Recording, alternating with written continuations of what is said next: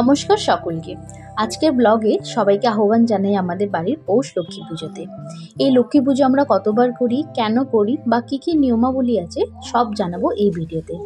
এখানে মনি সকাল সকাল পুজোর জোগাড় করে নিচ্ছে। পৌষ লক্ষ্মী পুজো আমাদের একটাই হয়, সবাই তিনটে করে হয়। আমাদের ও বাড়িতে পুজো হয়, আমাদের ঘর লক্ষ্মী কুটুম লক্ষ্মী তুলেছি বলে আমাদের একটা পুজো, আর ও বাড়িতে তিনটে পুজো হয়।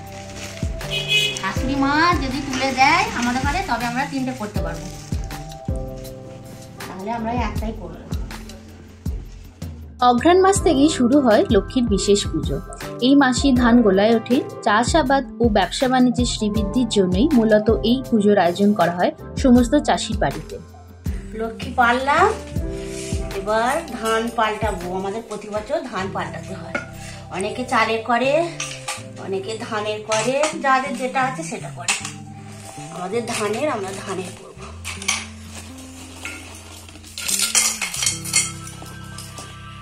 তবে এই ধান কিন্তু আমাদের জমির চাষির ধান।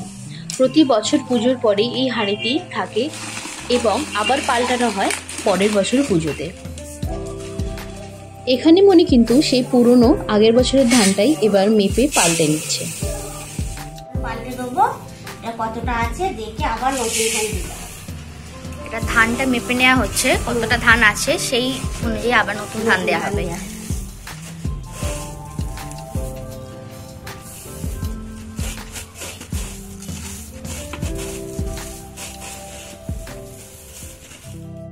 তবে প্রতি বছর ঠাকুরমশাই আসার আগেই আমাদের এই সমস্ত কিছু রেডি করে রাখতে হয়।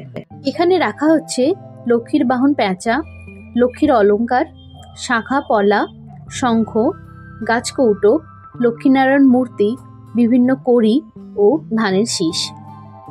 সিঁদুর করে যে দেখা যাচ্ছে, এটা তো হচ্ছে আমরা প্রত্যেক বছর 16 আনা করে রাখি। তো এখনো পর্যন্ত 10টা রাখা হয়েছে, মানে 10 বছর আমাদের লক্ষ্মী পুজো হচ্ছে এই বাড়িতে। এবছর একটা নতুন রাখা হবে।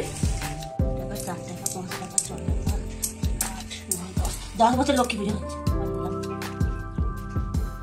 সব পুজোর জোগাড়জাত সম্পূর্ণ হয়ে যায় এবং ঠাকুরমশাইও চলে আসায় পুজো আমাদের খুব তাড়াতাড়ি শুরু হয়ে গিয়েছিল।